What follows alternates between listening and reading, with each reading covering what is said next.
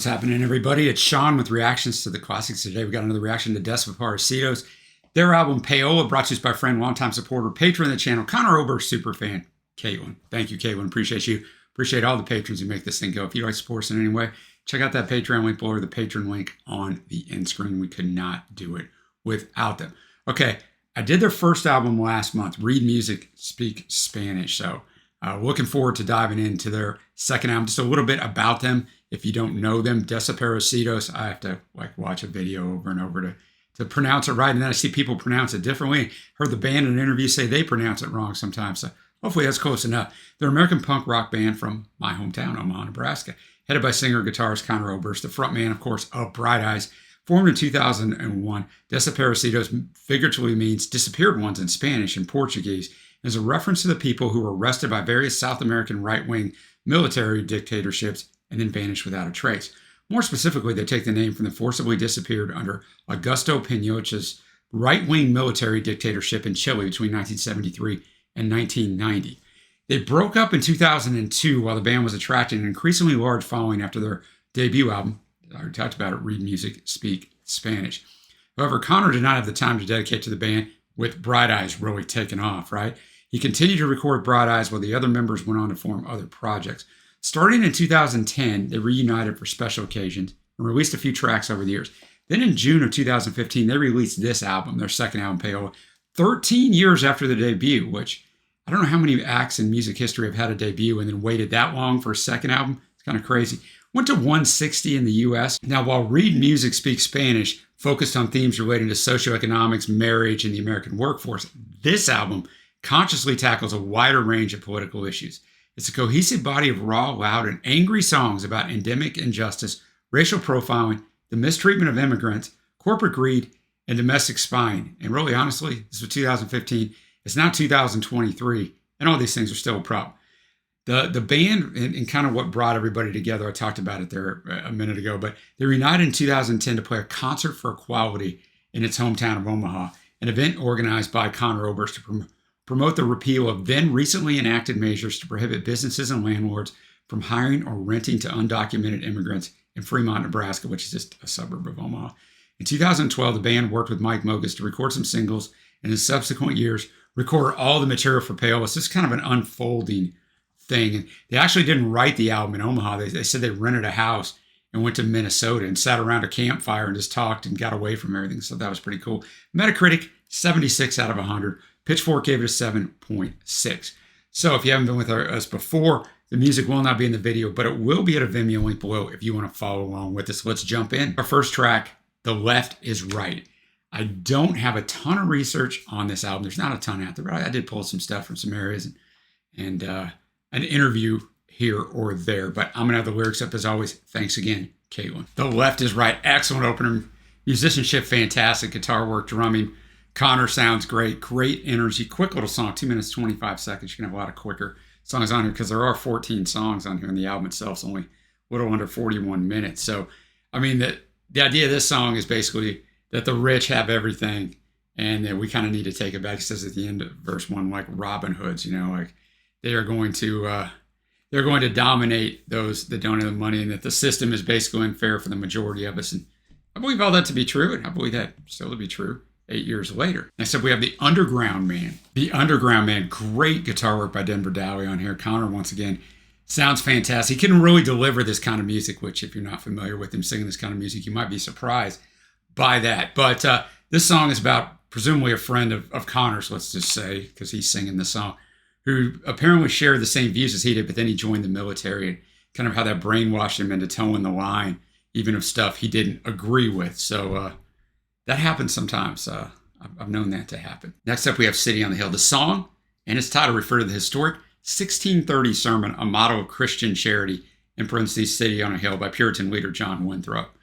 Ronald Reagan famously made reference to Winthrop's speech in his own speech at the 1984 Republican National Convention, and shining city on a hill is probably one of the 4 or 5 phrases most associated with Reagan, a popular subject of 1980s punk music, and somehow over the last, 7, 8 years in America has been held up as like the standard for one political party, which is amazing if you go back and look at his record, but I digress. Reagan's speech, like Winthrop's, is viewed as an attempt to unite Americans In contrast, this song is sharply critical of aspects of present-day politics and economics that gained traction in the Reagan era.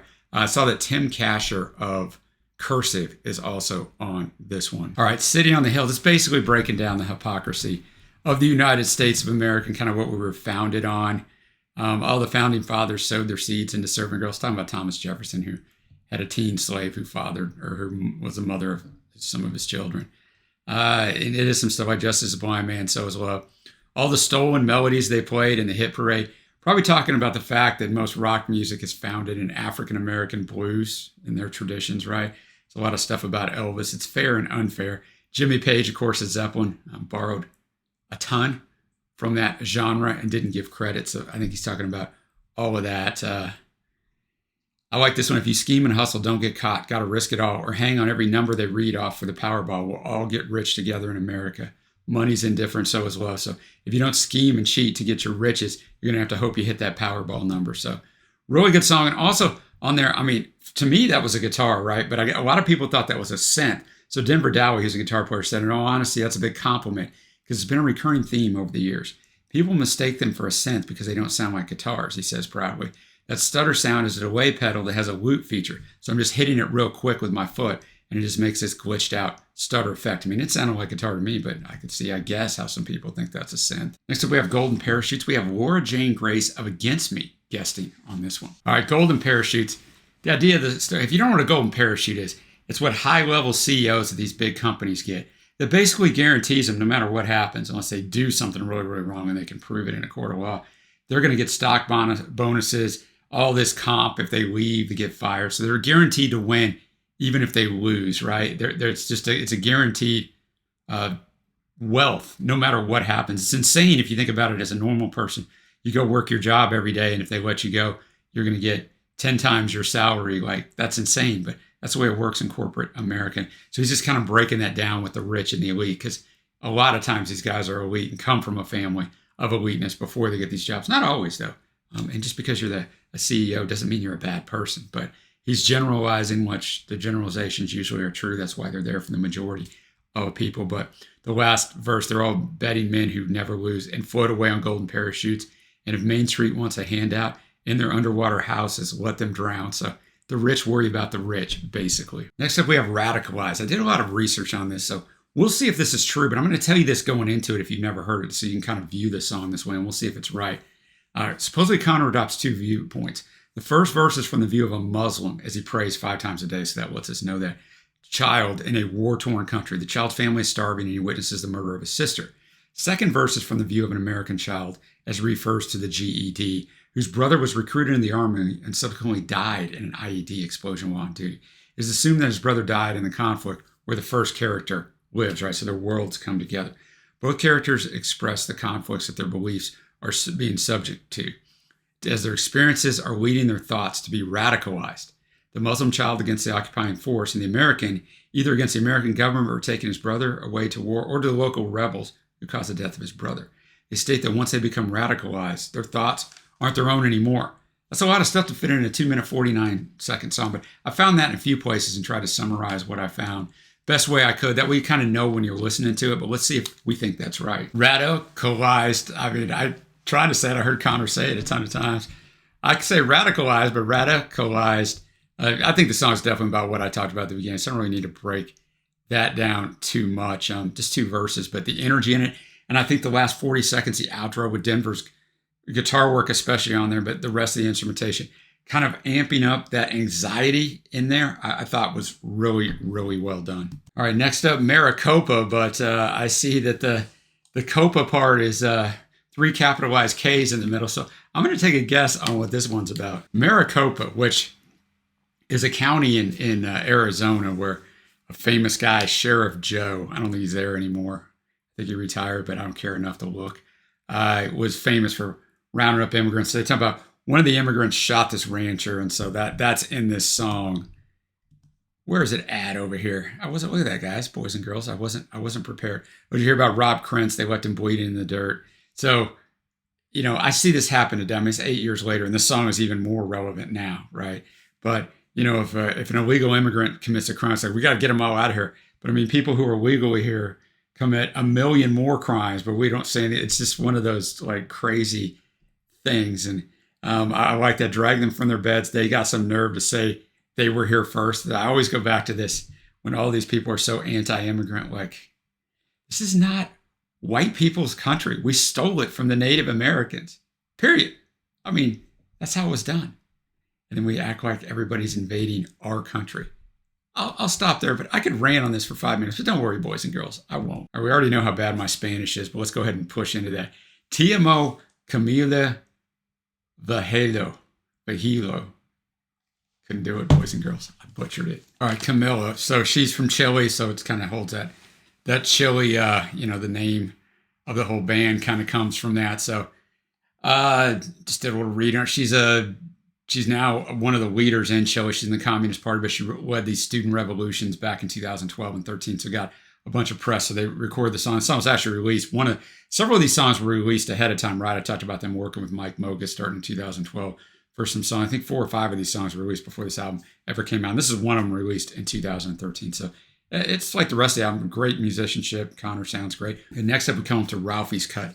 It's a devastating critique of the U.S. healthcare system, but also a tribute to a friend of the band who had cystic fibrosis. Denver Dowey, the guitarist for the band, said at the time we wrote it, he was on a waiting list, but it was a cathartic and emotional song for all of us because we're also referencing another friend of ours that had cystic fibrosis that didn't make it, and my girlfriend who passed away from cancer. Dang, I mean, Denver was only 33 at this time.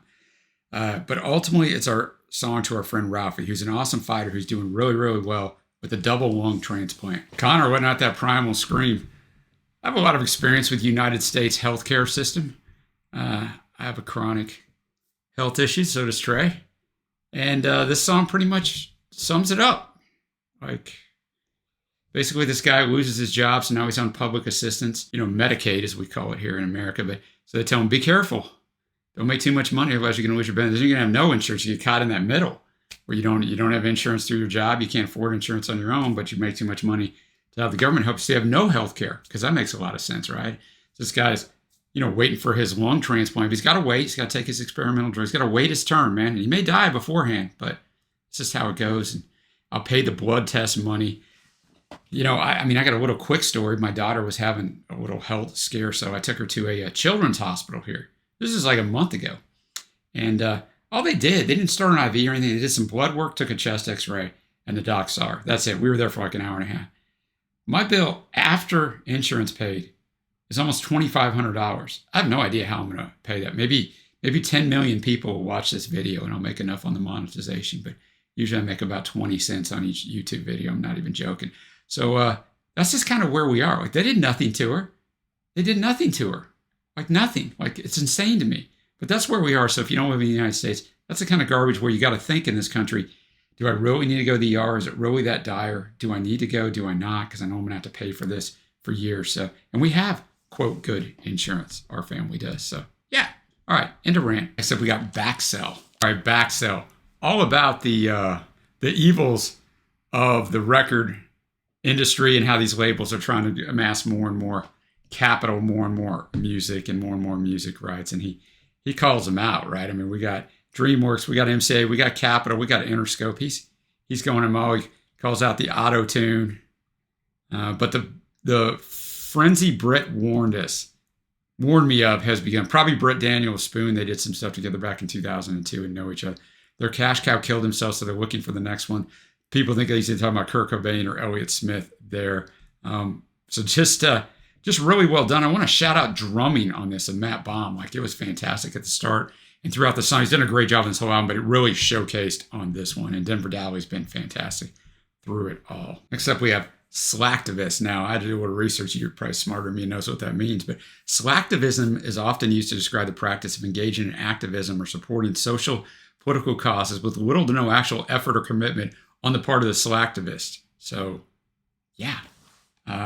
I know a lot of people that way. Makes them feel better about themselves. Slacktivist, she had the So-So Glows on this song with the boys as well. So I think this is a double-edged sword, right?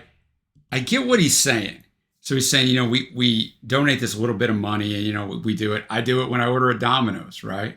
They have a thing for St. Jude's, a children's hospital on there, and you can round up to the next dollar amount. And I do that all the time. And it's like, okay, is that really helping? Well, yeah, it is, right? Like, but we're not like not in that instance, but causes starvation. When we give to it, we're not directly trying to solve the problem. We're just addressing the symptom. So I see what he's saying, but also on the other hand, these causes do need money.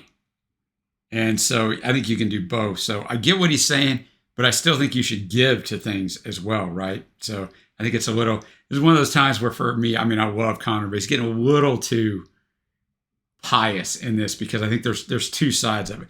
But I do get what he's saying. Like people who have means and can make a difference in the situation, we got to address the situation. We got a lot of situations in this world and in the country that I live in, the United States, that we could definitely address in a different manner. Starvation being the number one thing. I can't believe we live in the land of the plenty and so many people are food deprived. It's insane to me. Next up, we have search the searches. All right, makes sense. Search the searches. It's about government surveillance, right? And so whatever Conor thought that was in 2015 with the proliferation of technology and cameras everywhere, it's even worse now. So he's just talking about that. Search the searches. Denver Dowie with some nice guitar tricks on this one as well. Next up, we have 10 Steps Behind. 10 Steps Behind.